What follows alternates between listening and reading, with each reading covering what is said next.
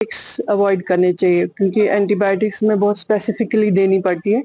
तो अगर इनको चेस्ट इन्फेक्शन अवॉइड करना चाहिए, कंजस्टेड एरियाज में नहीं निकलना चाहिए। अगर हो सके तो अगर निकलना पड़े तो मास्क वगैरह यूज करना चाहिए और अपनी इम्यूनिटी, उनको अपना डाइट ठीक रखना चाहिए ताकि इनको ये एलर्जिक अटैक्स ना हो, क्योंकि एलर्जिक अटैक्स ज़्यादा इम्यूनो कॉम्प्रोमाइज जो होते हैं इम्यूनिटी, जैसे बच्चों में, प्रेग्नेंट लेडीज में ज़्यादा हो जाता है। तो इसलिए उनको अपनी इम्यूनिटी का खास ख्याल रखना चाहिए। जैसे आयुष मेडिसिन भी है जिनसे जो ऑलरेडी अगर वो इम्यूनिटी अपनी बिल्डअप करेंगे तो उनको ये अटैक्स कम हो जाएंगे। और प्रिकॉशंस लेने हैं, मास्क वगैरह, अगर उनको हॉस्पिटल में कभी जाना भी है तो अपना प्रिकॉशंस लेंगे, मास्क वगैरह लगाएंगे और अपनी इम्यूनिटी रखेंगे, क्योंकि अननेसेसरी एंटीबायोटिक्स उनको अवॉइड करने हैं। जैसे हमारे यहाँ पे भी जो आयुष सिस्टम में यूनानी मेडिसिन वो ले सकते हैं जिनमें बिल्कुल भी साइड इफेक्ट्स नहीं, वो प्रेगनेंसी में सेफ है, या हमारे होम्योपैथिक यहाँ पे है तो वो आप प्रेगनेंसी में ले सकते हैं, वो सेफ है, उस पे मतलब बच्चे पे कोई असर नहीं पड़ेगा, वो एंटीबायोटिक से बच सकते हैं।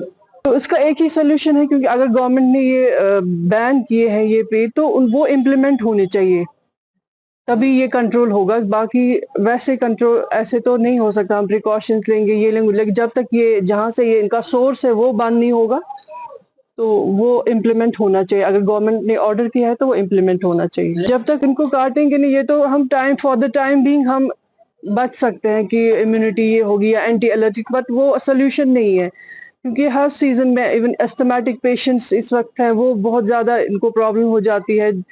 तो जब तक इसका सोल्यूशन नहीं है, हम ग्राउंड लेवल पे देखेंगे, सोल्यूशन जब तक नहीं होगा तब तक ये पॉसिबल नहीं है। जैसे आपको पता है कि बार बार गवर्नमेंट की तरफ से एडवाइजरी आई है पिछले 5-10 साल से। इसमें इनफैक्ट हाई कोर्ट के भी क्लियर ऑर्डर्स हैं।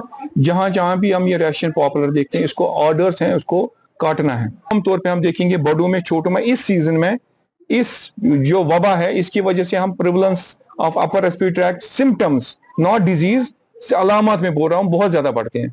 इसमें बच्चों में, चूंकि अभी स्कूल खुले हैं, एक बच्चे को अगर वायरल इन्फेक्शन होगी ये सब बच्चों में हो जाता है। लेकिन एक और ये एक बड़ा वबा है जिसके लिए बहुत अभी तक कोशिश की है गवर्नमेंट ने भी, हाई कोर्ट ने भी, लेकिन ग्राउंड लेवल पे इस पे अभी इम्प्लीमेंटेशन नहीं है कोई। ये जो वेस्टेड इंटरेस्ट है जिसकी जमीन खाली है वो तो इमीडिएटली, क्योंकि इसकी ग्रोथ जो है बहुत जल्दी होती है, इसमें लोग पैसा भी कमाते हैं, लेकिन हमारी सेहत और हमारी बच्चों की सेहत के सर पे। गुजारिश ये है उन अशखास से जो हमारी वैली में part and parcel of society है, वो अगर वॉलंटियरली कोशिश करेंगे कि इस वबा को चेंज करने, इस जो रेशियन पॉपुलर है इसके बदले और किसी दरख्त का इस्तेमाल करेंगे ताकि ये बच्चों के लिए और हमारी सेहत के लिए वबा न बने। तो ये एक गुजारिश है। दूसरा, प्रिवेंटिव में जब तक ये खत्म हो जाएगा। डॉक्टर साहब, सबसे पहले हम जानना चाहेंगे कि इसके अलामत क्या है जो कि ये अटैक करता है, चाहे बच्चे हो या बुजुर्ग हो। देखिए, इसमें आप ये भी देखिए, ऐसे मरीज हैं जो ऑलरेडी अस्थमैटिक हैं, बुजुर्ग हैं या बच्चे जिनमें ऑलरेडी हिस्ट्री है, उनमें अगर इस सीजन में अगर वो स्कूल जाते हैं, बाहर जाते हैं, उनमें सिम्टम ज्यादा बढ़ेंगे। सिंपलीफाई अगर हम अलामत देखेंगे, वही जुकाम, खांसी है, ड्राई कफ है, प्रोडक्टिव कफ नहीं है, फीवर हो सकता है, नहीं भी हो सकता है, लेकिन अपर रेस्पिरेटरी ट्रैक बोलते हैं, ऊपर वाली जो हमारी शारग है, नाक से लेके गले तक जो भी अलामत है, जुकाम, रनिंग नोज, गले में इरिटेबिलिटी, खांसी और फीवर भी आ सकता है। ये सब के सब ऑलमोस्ट अलामत सब में यकसा है, लेकिन अब वेरी करता है। अगर कोई बुजुर्ग है, डायबिटिक है, उसको ऑलरेडी अस्थमैटिक है, उसकी सिम्टम्स जो अलामत हैं वो बढ़ जाएंगे, वो मुश्किल हो जाएगा, कभी पेशेंट्स को फिर एडमिट भी करना पड़ता है। तो बहुत सारे ऐसे पेशेंट्स हैं जिनको ऑलरेडी उनका चेस्ट इन्वॉल्व है, कितने मुझे असर? बहुत ज्यादा। एक तो उनके ऑलरेडी मॉर्बिड कंडीशन है, बहुत सारे पेशेंट स्टेरॉइड्स पे हैं, बहुत सारे पेशेंट एंटी अस्थमिक ड्रग्स में हैं। इन एडिशन ये दूसरा पोलन अंदर जाता है, इसकी वजह से एक चेन रिएक्शन स्टार्ट होती है, यानी पेशेंट मुश्किल में पड़ जाता है, उसको एडमिट भी करना पड़ता है। हमने हमेशा से लोगों को अपील की है, हाथ जोड़ के खुद दवाइयां मत खाइए। ये एक माहिर तबीबी जान सकता है ये एलर्जी की वजह से है या कोई इन्फेक्शन है या कोई अस्थमैटिक कंडीशन है। खुद काउंटर पे जाके एंटीबायोटिक खाना जुकाम के लिए ये मौजू नहीं है और ये रिकमेंडेड नहीं है।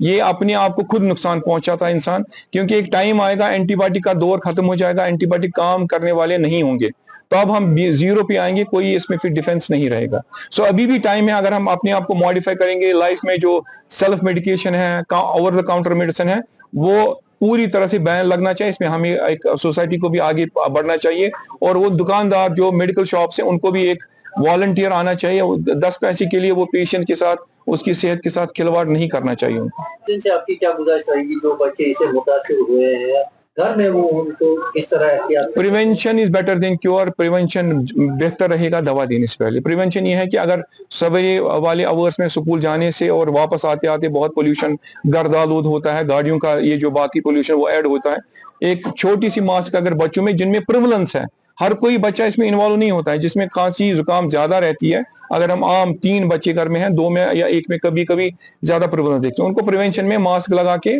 मॉर्निंग और इवनिंग में अपनी नाक को बंद करके जब तक वो स्विच जो माहौल उसमें से वो पास करते हैं, वो बचाने के लिए। और बहुत एक अहम एडवाइस है जो ऑलरेडी इसमें इन्वॉल्व है, 2 रुमालें रखनी चाहिए, एक तो मास्क, एक वेट रुमाल, एक थोड़ा तर करके रुमाल चाहिए, जहां पे ज्यादा इसकी इंटेंसिटी है वो वेट रुमाल नाक पे करके जब तक वो माहौल पास करेंगे, उससे थोड़ा सा इसका जो असर है नाक पे वो कम रहता है।